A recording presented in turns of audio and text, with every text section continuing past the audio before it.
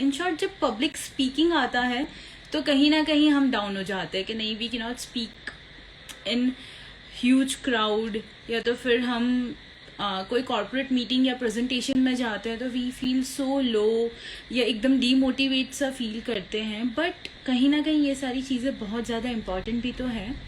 So yes, will be talking about importance of public speaking today. आज के जो हमारे गेस्ट हैं, she is very talented trainer for public speaking. She is very talented NLP trainer as well. हर बच्चे के पास public speaking skills नहीं होती. They are not born with it. I would say everybody is not born with it. Some are there who actually have the gift of gab. But अगर हम kindergarten से अगर सारे बच्चों को धक्का मार के स्टेज पे भेज दें कि आपको ये पोएम रिसाइट करनी है या आपको ये स्टोरी बतानी है, तो सब में उतना कॉन्फिडेंस नहीं होता कि वो स्टेज पे खड़े होकर क्राउड को फेस कर सकें.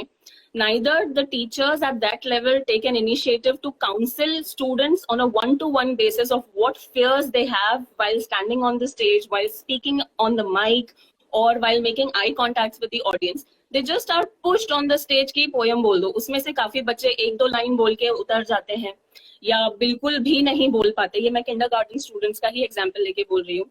या स्टेज पे काफी बच्चे रोने लगते हैं. So this is exactly a mark on their confidence level from a very young age. ये इसका जो implication है, ये आगे उनकी लाइफ में बहुत बुरा होने वाला है because उनका confidence उस लेवल पे टूट चुका है. So in the way कि public speaking should be encouraged at a very young age, but it is a skill which needs to be taught in a proper manner. That manner is missing. Her parent चाहता है कि उनका बच्चा अच्छा perform करे, सबके सामने बोले.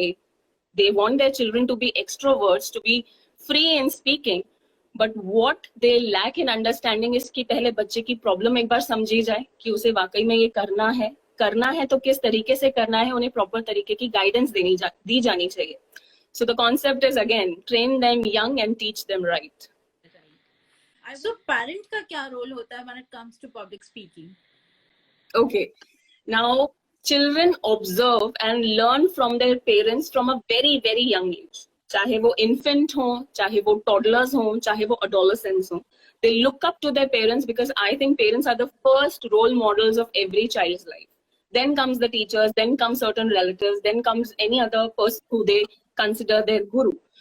तो जब पेरेंट्स की बारी आती है तो पेरेंट्स सबसे पहले अपने घर में खुद एक दूसरे से कैसे बात कर रहे हैं, ग्रैंड पेरेंट्स से कैसे बात कर रहे हैं, वो स्किल, वो टैक्ट बच्चे वहां से ऑब्जर्व करना सीखते हैं. If the parents are respecting the grand parents, the children will automatically respect the grand parents. Next example, how the parents communicate with the house help, with the driver, with the gardener. ये basically वो होते हैं जो हमसे थोड़े नीचे तबके के होते हैं. तो इनसे बात करना एक रिस्पेक्टफुल तरीके से, वो भी एक टैक्ट है. जब पेरेंट्स ये चीज सही तरीके से करेंगे, बच्चे ऑटोमेटिकली इस चीज को कैच करेंगे. देन पेरेंट्स के घर पे, मतलब हमारे घर पे जब भी रिलेटिव्स आते हैं, गेस्ट्स आते हैं, तो यूजुअली पेरेंट्स क्या कहते हैं, हमारा बच्चा थोड़ा शाय है, जेल वेल करने में उसे थोड़ा टाइम लगता है. बच्चे के दिमाग में फर्स्ट प्लेस पे थॉट्स शायद होंगे भी नहीं, बट पेरेंट्स का सुन के कि अच्छा मैं शाय फील करता हूँ, अच्छा मुझे तकलीफ होती है जेल वेल करने में, तो बच्चा वैसे ही सोचने लगता है. Rather, parents should invite children to talk in front of relatives, come and introduce themselves. जैसे ही guests आते हैं, relatives आते हैं, उनको greet करना सिखाना चाहिए.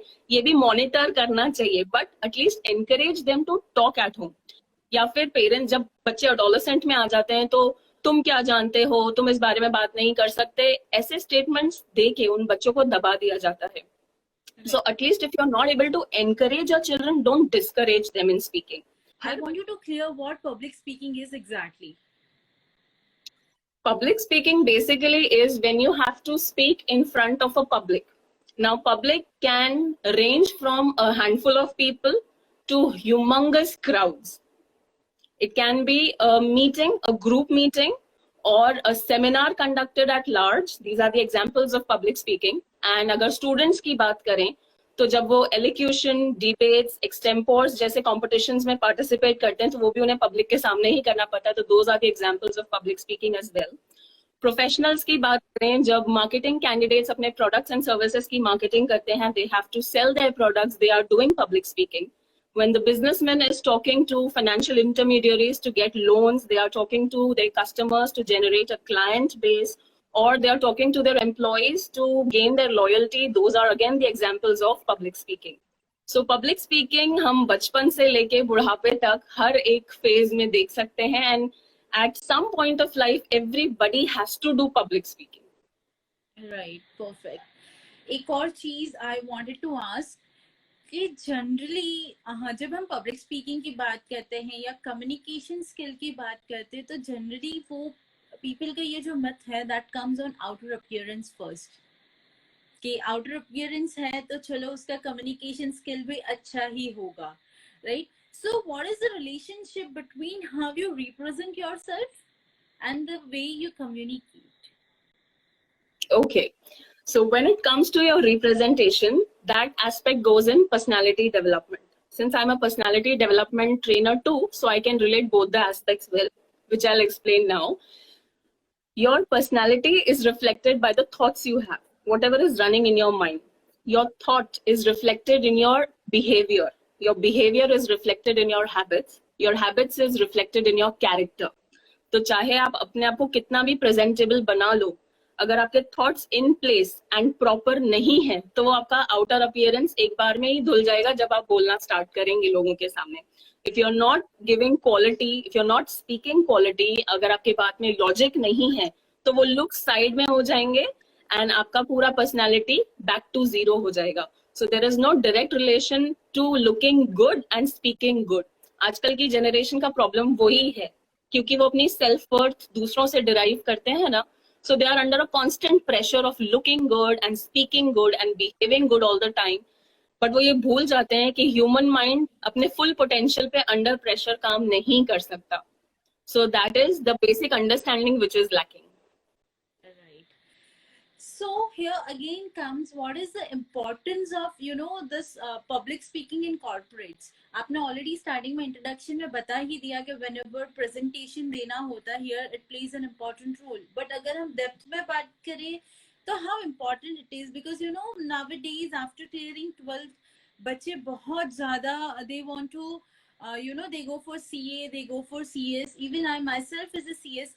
So yes, I know कि जब हम when we talk to people, जब हम presentation देते हैं, it's important. So I want to know कि वो कितना important role play करता है जब एक आप corporate level पे होते हो. Okay, तो कॉर्पोरेट लेवल की शुरुआत करती हूँ मैं एंड ऑफ स्टूडेंट लाइफ से. जब आपकी स्टूडेंट लाइफ खत्म हो जाती है, the first step to corporate life is you start giving interviews to getting into corporates और maybe to starting your own business. तो जब इंटरव्यूज में बच्चे बैठने जाते हैं, when it comes to their chance to speak, and if their public speaking skills are not in place, they will not be able to land themselves in high paying jobs. Because जब तक आपको आपके दिमाग में चलो thoughts अच्छे चल रहे हैं, but if you are not able to communicate those thoughts clearly, तब तक सामने वाला आपको समझ नहीं पाएगा. जब तक आप अपने आप को समझा नहीं पाओगे, तब तक वो सामने वाला आपको जज नहीं कर पाएगा. And you are judged in your interviews, you are judged as a salesperson when you go to the clients and you want to sell something. तब as an individual आपकी worth पहले judge की जाती है before judging the products or service which you are offering. या फिर अगर businessman की बात करें, बिजनेसमैन को लोन चाहिए, वो बैंक से बात करने जाते हैं, इंटरमीडियरी से बात करने जाते हैं. जब तक बातों में दम नहीं लाएंगे, कोई लोन नहीं देगा, कोई फाइनेंशियल इंटरमीडियरी आपको फंड्स प्रोवाइड नहीं करेगा फंक्शनिंग के लिए. या फिर अगर आप अपने कस्टमर्स से बात नहीं करते हैं, तो customers will not be feeling confident in investing your products और बाइंग योर प्रोडक्ट्स. कि जब बंदा अपने ही प्रोडक्ट्स को समझा नहीं पा रहा, अपने ही प्रोडक्ट्स में अपना कॉन्फिडेंस नहीं दिखा पा रहा, तो why should we go and buy? So to develop their customer base, they need to talk to customers. या अपने एम्प्लॉइज को पकड़ के रखना भी एक स्किल होता है. नहीं तो कॉम्पिटिटर्स बैठे हैं, आपके एम्प्लॉइज को ल्योर करके ले जाएंगे, साथ में ही आपके कंपनी सीक्रेट्स उनके पास पहुंच रहे हैं एंड सारे लूप होल्स खुल सकते हैं आपकी कंपनी के. सो वो लॉयल्टी डिराइव करने के लिए भी एक बॉस को कॉर्पोरेट लेवल पे उतना इफेक्टिव कम्युनिकेटर होना चाहिए. एंड कम्युनिकेशन स्किल से आप सिर्फ स्पीकिंग एबिलिटीज ही बेहतर नहीं कर सकते. You can develop your confidence, you can develop leadership skills, you can become a knowledge expert. People will see you as the leader and will follow you. So एक कहावत है, your vibe attracts your tribe. Right. तो जब आप एक stage पे खड़े हैं, जब आप अपने थॉट्स सामने वाले के सामने रखते हैं, तो you attract like minded people towards you. You become that magnet to attract positivity. तो कस्टमर्स भी जुड़ेंगे, आपके फाइनेंशियल इंटरमीडियरीज भी जुड़ेंगे, आपके एम्प्लॉयज भी आपके साथ रहेंगे, तो वो एक अलग लेवल का कॉन्फिडेंस बूस्ट होता है. बट जैसे आपने बताया इन योर टॉक कि पेरेंट बोल देते बच्चा शाय है, और उनको ऐसा लगता है बड़े होते होते बाहर की दुनिया में जाके वो सीख लेगा, राइट? एग्जैक्टली. तो ये अवेयरनेस पेरेंट तक व्हाट यू से कि किस तरह से लानी चाहिए कि पब्लिक स्पीकिंग भी एक आर्ट है, वो how to give presentation, how to talk with people, how to communicate in the business language, all this plays an important role. Because आपने जैसे स्टार्टिंग में बताया सबको ये चीजें गॉड गिफ्टेड नहीं है, शायद हर कोई कैमरा नहीं फेस कर सकता, शायद हर कोई पब्लिक को फेस नहीं कर सकता. तो what do you think, what are the ways in which we can bring awareness to the parent कि नहीं इस तरह की चीजें भी बच्चों को सिखानी चाहिए? ओके, सो जब हम अपने एडवर्टाइजमेंट्स फ्लोट करते हैं सोशल मीडिया पे, क्योंकि आजकल डिजिटल मीडिया का जमाना है, अब पहले एडवर्टाइजमेंट होता था पैम्फलेट्स में, बुक्स एंड मैगजीन्स में, जिसको पेरेंट लेवल की जनरेशन पढ़ा करती थी. Now everything has been digitalized. The social media platforms are there, the advertisements and marketing programs are running on all these medias. तो जो parent generation है वो थोड़ी कम है इन handles पे, इन medias पे. There are parents, but they are less in number. एक तो उनके खुद के मेंटल रोड ब्लॉक्स होते हैं, that they are not able to cope up with the technology. दूसरा, उनको इतना इजी लगता नहीं है, the technology is not user friendly to them. Thirdly, उनके घर का खुद का माहौल वैसा नहीं है, जिसे हम कहते हैं ओपन माइंडसेट नहीं है. बच्चा 12th करके निकले या मैक्सिमम ग्रेजुएशन करके निकले तो लड़का है तो दुकान पे बिठा दो, लड़की है तो शादी कर दो. दिस माइंडसेट या तो एक माइंडसेट को चेंज करने के लिए किसी ना किसी के गट्स होना बहुत जरूरी है. या तो कोई बंदा ऐसा आए जो एक एग्जाम्पल की तरह सेट करे. Now for example, just for an example, many of the parent generation people believe in the dowry system. There are actually handful of people who do not take dowries. Those are the real mindset changers of the society, I would say. अब एक जना ऐसा thought process रख रहा है, ये पूरी society को पता कैसे चलेगा? धीरे धीरे धीरे धीरे वर्ड ऑफ माउथ से ही पता चलेगा. इसको प्रोपोगेट करने का और कोई तरीका तो है नहीं. दूसरा तरीका, जब तक आपके दिमाग से खुद नहीं आता कि हमें डाउरी सिस्टम को अबैंडन करना है, खत्म करना है, तब तक आपकी मदद और कोई नहीं कर सकता. तो this thing similarly applies to the parents to understanding the concept of public speaking too. अगर वो बहुत रिजिड हैं, ऑर्थोडॉक्स हैं, then there is no way that they can be explain. Unless and until अगर ऐसे पेरेंट्स को counselling में बच्चा ले आए कि बच्चे को करना है, तो बच्चे काउंसलिंग सेशंस में पेरेंट्स को लेके आते हैं, तो हमारा एज अ ट्रेनर उन्हें कन्विंस करना इजी हो जाता है. क्योंकि पेरेंट्स की माइंडसेट चेंज करने के लिए we can not advertise, we can not propagate any which ways. It's just a 1-to-1 session which we have with parents, जहां हम ये मेक और ब्रेक कर सकते हैं इमेज को.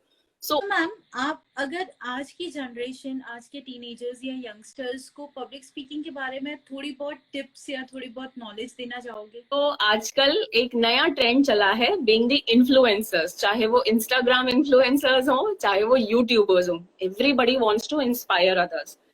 But for anything to happen, there needs to be an exchange of thought from one person to many. और public speaking आपको इसी में ही हेल्प करेगा to communicate your thought process effectively to others. Then अगर आप public speaking skills सीखते हैं, तो you become the reason of the crowd and not just the part of it. People will assemble to watch you, to learn from you. You will put yourself on a pedestal. You become way ahead of those persons who refuse to stand up and speak. So you get a distinct personality, you get a different identity from the crowd. Then you master in the knowledge base, your own knowledge base. वो होता है ना कि किसी चीज को याद करने का सबसे बेहतरीन तरीका है किसी को पढ़ा दो.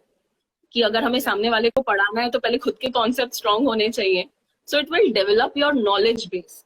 कि अगर हमारे ऊपर रिस्पॉन्सिबिलिटी है तो हम पहले खुद बेहतर तरीके से पढ़ेंगे ताकि हम बेहतरीन तरीके से दूसरों को पढ़ा सकें. You will become more presentable. जब आप फंबल करने लगते हो बीच में, या फिर आप भूल जाते हो कि कॉन्वर्सेशन को आगे कैसे बढ़ाना है. So when you are in the habit of having this skill set in you, you will overcome all these hurdles automatically. Or maybe I would say You can become the subject expert too. When you stand up on a stage and you deliver a speech, you appear to be the expert of that subject. You get an opportunity to express your own views, and उसके बाद से आपका image change हो जाएगा automatically. Everybody will look up to you as the subject expert of that. So बहुत सारे pros and cons हैं public speaking के. How to keep our audience captive? How to keep your audience captive? Okay, you have to have certain sense of humor in your personality. क्योंकि अगर आप बहुत seriously बात कर रहे हैं तो काफी लोगों को इतनी seriousness पसंद नहीं है, या अगर आप एक ही मोनोटोन में बात कर रहे हैं तो भी आपकी ऑडियंस को वो कैप्टिवेटिंग नहीं लगेगा. At one point of time monotone की वजह से भी वो लोग इंटरेस्ट छोड़ देते हैं कि जब कोई वो ही नहीं है, पिच ऊपर नीचे ही नहीं है, कोई इंटरेस्ट ही नहीं है, कोई नई स्टोरी नहीं है सुनने के लिए, सामने वाला सिर्फ ज्ञान दे रहा है. So nobody is interested in ज्ञान नाउअडेज. या फिर अगर ऑडियंस को कैप्टिव रखना है तो get down in the audience section. Personally किसी से जाके पिन पॉइंट करके आप बात कर सकते हैं. नाउ फॉर एग्जाम्पल कोई टॉपिक ऐसा है जिसमें आप ह्यूमर नहीं डाल सकते, you have to be serious, you have to give information, तो आप इसमें क्या कर सकते हो? इसमें ज्यादा वेरिएशन का स्कोप नहीं है कहने का मतलब. So you have to have these tactics under your sleeve कि आप तुरंत ऑडियंस का मूड कैसे चेंज करते हैं. या एज अ स्पीकर अगर आपको कोई एक्टिविटीज भी प्ले कर सकते हैं स्पीकर्स अपने ऑडियंस के साथ. क्लैपिंग एक्टिविटीज हो गई या बहुत सारी एक्टिविटीज होती हैं ऐसे तो स्पीकर्स के पास, so they can use those activities for their own benefit. We have one more question. How to focus on your content while speaking as it may get diverted due to nervousness? Okay, हमें हमसे बेहतर और कोई नहीं समझ सकता. अगर हम नर्वस फील करना शुरू कर रहे हैं वो ऑटोमेटिकली हमारी बॉडी लैंग्वेज में रिफ्लेक्ट होना शुरू हो जाएगा. सबसे पहला इंस्टेंस ये होता है कि आगे क्या बोलना है वो हम भूल जाते हैं. We get blank out at a certain stage. Take a break for 10 seconds. Stop it. Stop there itself. अगर इससे आगे बात करी ना तो कॉन्फिडेंस नीचे जा ही रहा है, पूरा ही खत्म हो जाएगा, क्योंकि वहां से लॉजिक खत्म हो जाता है. आगे का याद नहीं आ रहा, वो डर बैठने लगेगा कि अब क्या करें, अब याद नहीं आ रहा, तो हमारे थॉट्स हमें उस टाइम खुद ही डरा देंगे. Our thoughts will start overpowering us from that time. So take a 10 seconds break. Calm down your nervousness. Think that you are there for a purpose. आप अपनी ऑडियंस के साथ कुछ शेयर करने आए हैं. आप वो शेयरिंग एटीट्यूड जब रखेंगे ना, being full of gratitude that people are there to listen to you. लोगों ने अपने शेड्यूल में से टाइम निकाला है आपको सुनने के लिए, वरना बहुत सारे लोग हैं उन्हें भी सुनने जाया जा सकता था, but they came here for a purpose. So when you are true to your purpose, when you are clear as a speaker कि आपका purpose क्या है, तब वो चीजें आपको डराएंगी नहीं. You will be full of kindness and you will be full of gratitude कि मैंने मेरी सारी इंफॉर्मेशन शेयर करी या नहीं, मैंने अपने ऑडियंस के डाउट्स क्लियर करे या नहीं. सो ये जो हैप्पी मोमेंट्स हैं, ये सोच जो है वो आपको काम डाउन रखेगी हमेशा. सो वो 10 सेकंड का ब्रेक इसलिए लेना है ताकि आप अपना पर्पस क्लियर कर सके कि you are there to help somebody and आपको पूरी तरीके से हेल्प करके जाना है आज. So yes, ma'am. With your last advice and closing statement, we can end the session. Okay. So communication skills will not only help people in their professional life, but it is also helpful in their personal life as well. हमारे relations, इस बात पे मुझे band बाजा बारात का रणवीर सिंह का एक डायलॉग अभी याद आ रहा है कि अपनी इमेज हम बनाते भी खुद हैं और बिगाड़ते भी खुद हैं. वो बनती भी हम शब्दों से है और बिगड़ती भी शब्दों से है. So it's all the game of your communication skills. You need to make that game strong. अब वो कितना strong वो आपकी awareness पे. So public speaking, personality development, NLP will all come to your rescue in polishing your communication skills and making you a clear, capable public speaker and a leader eventually. So that would be all on my